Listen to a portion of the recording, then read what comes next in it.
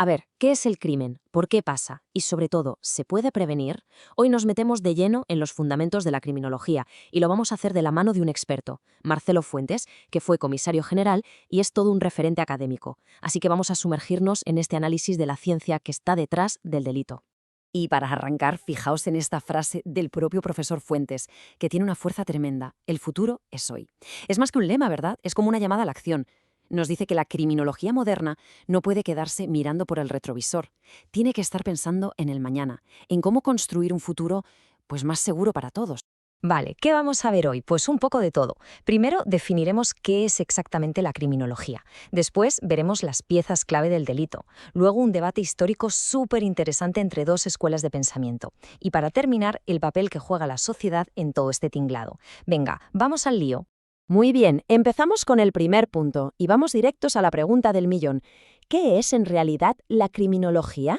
Pues mirad, la criminología es una ciencia, pero no una cualquiera. Es interdisciplinaria. Y esto es súper importante. ¿Qué significa? Pues que no va por libre. Bebe de la sociología, de la psicología, del derecho, de la medicina, de un montón de sitios. Su foco está en estudiar 4 cosas: el delito en sí, quién lo comete, el delincuente, quién lo sufre, la víctima, y cómo la sociedad intenta controlarlo. Pero ojo, que lo más interesante de la visión actual es que no se limita a observar y ya. Su gran objetivo es ir un paso más allá, prevenir que ocurran los delitos y tratar a quienes los cometen. Vale, ya tenemos la definición. Ahora vamos a desmontar el motor. ¿Cuáles son las piezas que estudia la criminología? ¿Quiénes son los protagonistas de esta historia? La primera pieza del puzzle, claro, es el delincuente, es decir, la persona que ha cometido un delito. Pero aquí viene lo curioso. La idea de delito no es la misma en todas partes. Es una construcción legal. O sea, lo que aquí es un delito, a lo mejor en otro país no lo es, o al revés. Así que la criminología siempre tiene que estudiar a esa persona, pero dentro del marco de las leyes de su país. Y por supuesto está la otra cara de la moneda, la víctima, la persona que sufre las consecuencias. Durante muchísimo tiempo, la víctima fue casi invisible en el proceso judicial. Era poco más que un testigo pasivo. Pero por suerte, esto está cambiando radicalmente. Ahora se está peleando para que la víctima tenga un papel mucho más activo, que tenga voz en el sistema de justicia. Es un cambio fundamental. Y hablando de la víctima, hay un concepto que es terrible, pero hay que conocerlo: la revictimización. Porque el daño no siempre acaba cuando el delito termina. Fijaos, la victimización primaria es el golpe directo del crimen, pero luego a veces llega la secundaria, que es cuando el propio sistema, en lugar de ayudar, causa más daño por su trato o su falta de empatía. Y aún hay una terciaria, que es el estigma social que cae no solo sobre el delincuente, sino también sobre su familia. Es como una onda expansiva de dolor. Claro, todo esto de cómo el sistema trata a la gente nos lleva de cabeza al siguiente punto, el control social. ¿Y qué es eso? Pues básicamente son todas las herramientas que tiene una sociedad para mantener el orden y regular el comportamiento de la gente. Y este control tiene dos caras. Por un lado está el control formal. Este es el oficial, el que todo el mundo conoce. La policía, los juzgados, las cárceles. Digamos que son las reglas del juego escritas en la ley. Pero luego está el control informal, que a lo mejor es hasta más potente en el día a día. Hablamos de la familia, el colegio, el grupo de amigos. Son esas normas no escritas, esa presión social, el qué dirán, que intentan que no nos desviemos del camino antes de que tenga que venir la policía. Vale, hasta aquí las piezas del tablero. Pero, ¿de dónde viene todo esto? Ahora vamos a viajar un poco en el tiempo para entender el gran debate que básicamente fundó la criminología como la conocemos.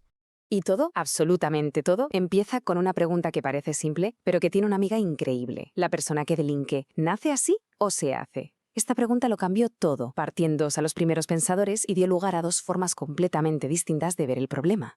Para que nos situemos, estamos en el siglo XVIII, en plena Ilustración. En 1764, un tal Cesare Beccaria publica un libro que fue una bomba, de los delitos y las penas. Poco después, Jeremy Bentham sigue por esa línea. Pasa casi un siglo y en 1876 llega César el Hombroso y publica El hombre delincuente, que le da una vuelta de tuerca radical a todo lo que se pensaba hasta entonces. La primera corriente es la que llamamos la escuela clásica, la de Beccaria y Bentham. Su idea principal es bastante intuitiva. Las personas tenemos libre albedrío, actuamos de forma racional, como si tuviéramos una calculadora en la cabeza, sopesamos costes y beneficios. Queremos lo que nos da placer y evitamos lo que nos causa dolor. Por lo tanto, ¿cómo evitamos que alguien delinca? Pues haciendo que el coste, o sea, el castigo, sea mayor que el beneficio. Y ese castigo tiene que ser proporcionado, rápido y justo. Casi todo nuestro sistema legal actual se basa en estas ideas. Y en la otra esquina del ring tenemos a la escuela positivista, con Lombroso a la cabeza. Y su planteamiento era, bueno, todo lo contrario. Él decía, libre albedrío, para nada. Sostenía que la conducta criminal está determinada, que viene marcada por la biología, la genética. Llegó a decir que existía un hombre delincuente de nacimiento que se le podía reconocer por sus rasgos físicos. El foco ya no era el acto, sino la persona.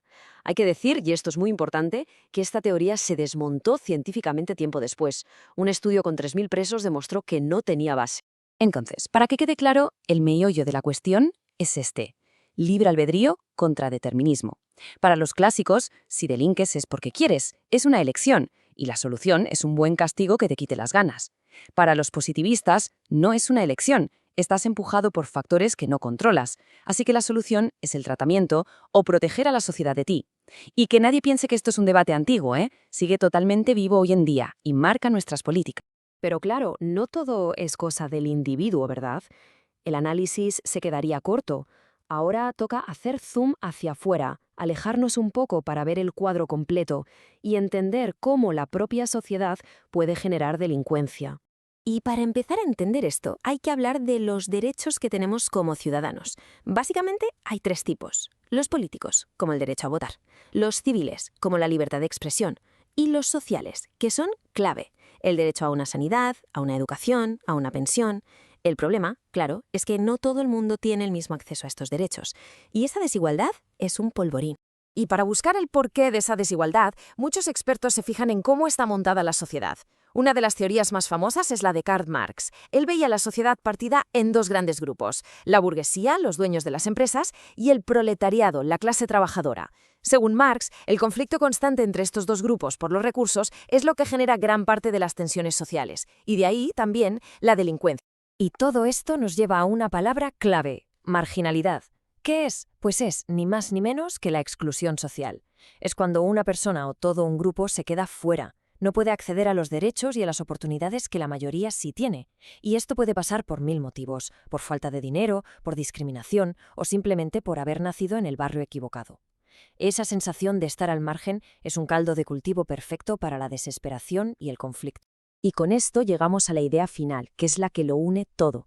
Si aceptamos que el delito no es solo cosa de una persona que toma una mala decisión, sino que es un fenómeno social, la pregunta que nos tenemos que hacer cambia por completo. Ya no se trata solo de cómo castigamos, la pregunta se convierte en cómo lo prevenimos. Si el crimen crece en las grietas de nuestra sociedad, ¿no es responsabilidad de todos como comunidad intentar cerrar esas grietas? Ahí queda la reflexión, queda para pensar mucho.